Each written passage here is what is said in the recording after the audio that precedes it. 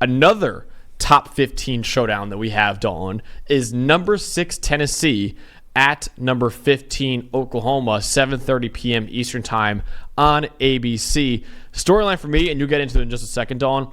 Can Oklahoma show some signs of life offensively against a red-hot Tennessee defense and a red-hot Tennessee team? Honestly, right now Oklahoma's 3-0, but they haven't looked great specifically on offense. Second lowest offensive grade in the Power 4, only ahead of UCLA. They also have the worst receiving grade in the Power 4, worst run blocking grade in the Power 4, and they're below average in passing grade, rushing grade, and pass blocking grade. They don't do a single thing above average in terms of grades on offense right now. Tennessee, meanwhile, has outscored his opponents by an average of 64 points per game, including a 41-point victory over NC State. The Volunteers, Dalton, have only given up 13 points all season through their first 3 games, and they have one of the 10 highest-graded defenses in the country so far. And what's so crazy about that is that James Pierce Jr., their superstar pass rusher, has practically done nothing through 3 games so far, and Tennessee is still dominating on defense. So you get into it right now, Dalton. I mean, this first conference game for Oklahoma as a member of the SEC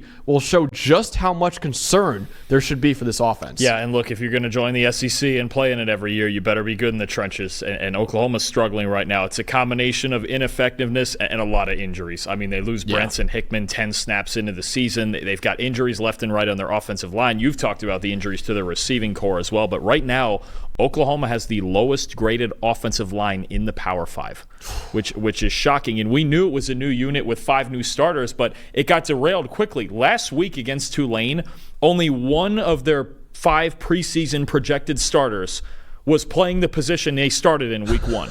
They've got guys moving around. They've got guys in and out of the lineup. They're rotating through centers with Hickman out. It's a real problem. And the Tennessee D-line, one of the big questions for both of us this year with Tennessee was, outside of James Pierce Jr., what do we have? Yep. Who can help me? Who can help me when James Pierce Jr. is inevitably triple teamed this year? And it's completely upside down. Pierce has gotten off to really a pedestrian start. I don't even know if he has a pressure through 3 games. I gotta look. It's not at all what we saw last year, but Tennessee still has the 8th best D-line in the country. Yeah. They have found this depth, and if Pierce ever got it going, we talk about this defensive line as being really, really dangerous. You have guys like Amari Thomas and Dominic Bailey rushing the passer, Tyree West, Josh Joseph in the run game. They've got a suddenly really deep defensive line. We may have been wondering, okay, who's the Tyler Barron, right? Tyler Barron left. He was clearly the number 2 guy last year off the other edge, or second best pass rusher, but a really good one. There is like 6 or 7 other guys who are producing for Tennessee right now, and if they're going to be this deep, and eventually we're going to get James Pierce going, maybe it's this week for James Pierce, because this Oklahoma offensive line, I feel for him, because it was already a brand new unit coming into the year with a lot of transfers, a lot of guys leaving, and now a lot of injuries. If this is the week James Pierce gets going, I think Oklahoma already has a problem with as well as the units playing, but if Pierce gets it rolling, this is a problem. And Jackson Arnold has some of the biggest clean pocket and pressured splits in the country right now. It's the combination of those things could be really dangerous for Arnold and Oklahoma's offense. So Pierce right now has 0 sacks on the year, 6 pressures, about a 21% pressure rate, which is actually pretty good, but a 68.5 pass rushing grade now. Starting to maybe heat up a little bit. Yeah, a little bit. And boy, if this was a game that he took over, then you start talking about Tennessee, because this development on defense and their defensive line, and I'll even say their running game on offense, if the more well-rounded Tennessee is, the better shot they have to make the playoff. Absolutely. Definitely. And yeah, shout out Drake Holiday in the chat right now, who made a great point that Nick Anderson, one of Oklahoma's best receivers, is actually going to hopefully be back for this game. So like I said, they have the worst receiving grade in the Power 4 right now. With Nick Anderson coming back, this will really help. He's a really good player, so that should really help. They need, because right now for the first 3 weeks, it's just been Arnold and Deion Burks. Yeah, and that's it. Anderson would be a huge addition just to have somebody else other than Burks that can make a play. And Dalton, the whole thing is, I don't even think it's on Arnold too much. I mean, Arnold hasn't looked great so far. No, I mean, there's a lot. When you talk about, has no chance back there. When you talk about lowest graded O-line in the Power 5 and the lowest receiving grade, that's a quarterback's worst nightmare. Yeah. I mean, you feel bad for him watching it, and I know they've won their first 3 games, and it's weird to take this sky is falling approach, even though they're 3-0, but the Houston game especially. I mean, Houston got whacked by UNLV the week before that. Offensively, look, they need to catch up to their defense because it's really their defense that's gotten them to this point. Yeah. Dalton, my big matchup I'm looking for when Tennessee has the football in this game. Can Oklahoma limit the big plays from Nico Iamaleava? Right now, if you really look at this Tennessee offense, and after the first game of the year, we're like, oh yeah, Nico's going to be the driving force of this offense. He actually hasn't been. Dylan Sampson, who we mentioned as a breakout player for this year preseason, he's been the star of the Volunteers offense so far. He averages 7.9 yards per carry. That is fifth among all running backs in the country. But the problem is, Oklahoma's defense is outstanding at defending the run right now. They are currently second in the FBS with a 92.5 run defense grade and only allow 3 yards per carry. So it stands to reason that Dylan Sampson won't be able to carry this Tennessee offense to victory. In all likelihood, the Volunteers are going to need Nico Iamaleava to carry the offense in order to pull off this road victory. And he's kind of, in week one, he was great. He's kind of been able to rest on his laurels a little bit, Dalton, in the last couple of weeks. Over the last 2 weeks, he has a 56 passing grade with 2 big-time throws and 3 turnover-worthy plays. Of course, obviously, they've killed the competition. They killed NC State and they killed Kent State. He hasn't needed to be the guy. He will need to be the guy in this game against that Oklahoma defense. And that Oklahoma defense, Dalton, has only allowed a 58.4 grade against quarterbacks this year. And those quarterbacks against Oklahoma have 1 big-time throw and 5 turnover-worthy plays against the Sooners. So I don't think this is the game that Dylan Sampson, like he has done in the last couple of weeks, could just carry the Tennessee offense to victory with Nico just being pedestrian, like you said.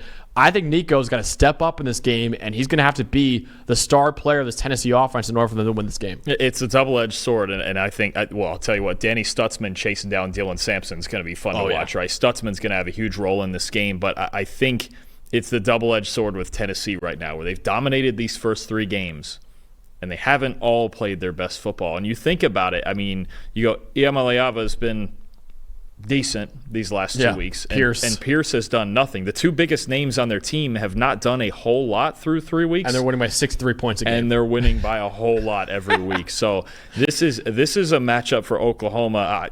I think an early turnover would help them a lot in getting their defense in rhythm, because you do not want Tennessee getting into this tempo. And if Nico finds a rhythm, good luck, because the balance that they have on this offense and even on this team right now makes Tennessee a real force. Absolutely. So, Dalton, who is winning this top 15 showdown in Norman in Oklahoma's first ever game against an SEC opponent as a member of the SEC? I think Tennessee's rolling.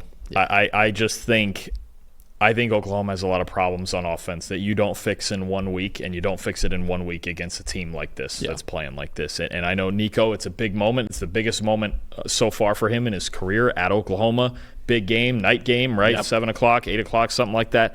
I just think Tennessee has so many weapons, and even despite not playing, it's weird to say they've played B+, A- football, and they've won by 60 a week. I just think it's too much. I do. I think this offensive line issue for Oklahoma, they need their off. Anytime, if you're playing Tennessee, you can stop them. Maybe you can hold them to 30, but you need your offense to be dynamic. And right now, Oklahoma's isn't. I have Tennessee 45 and Oklahoma 23. Wow. I think they're going to go in there. I think this is a statement game for Tennessee. I think they're that team. We've talked about 5 teams in the SEC, in the preseason especially, that are heavy playoff contenders. Georgia, Ole Miss, Bama, Missouri, and I'm already missing Texas. And Texas, the number one team in the country. And the number 1 team in the country, Texas. That's right. There's so many. Tennessee was that team I was kind of looking at as like, that might be the 6th one, maybe. Not that all 6 would make the playoff, I don't think. Yeah. But maybe, considering the rank. What is it? 6 of the top 7 right now? I think it is. SEC? Yeah. I think it is. Maybe they all make it. But Tennessee, this is the first step towards ascension into that group, I think. And the NC State win was really impressive, but I think the SEC and the top half of the SEC is a different level of competition than NC State. But I think they make that statement. I think Oklahoma's struggles on offense can't be fixed overnight right now.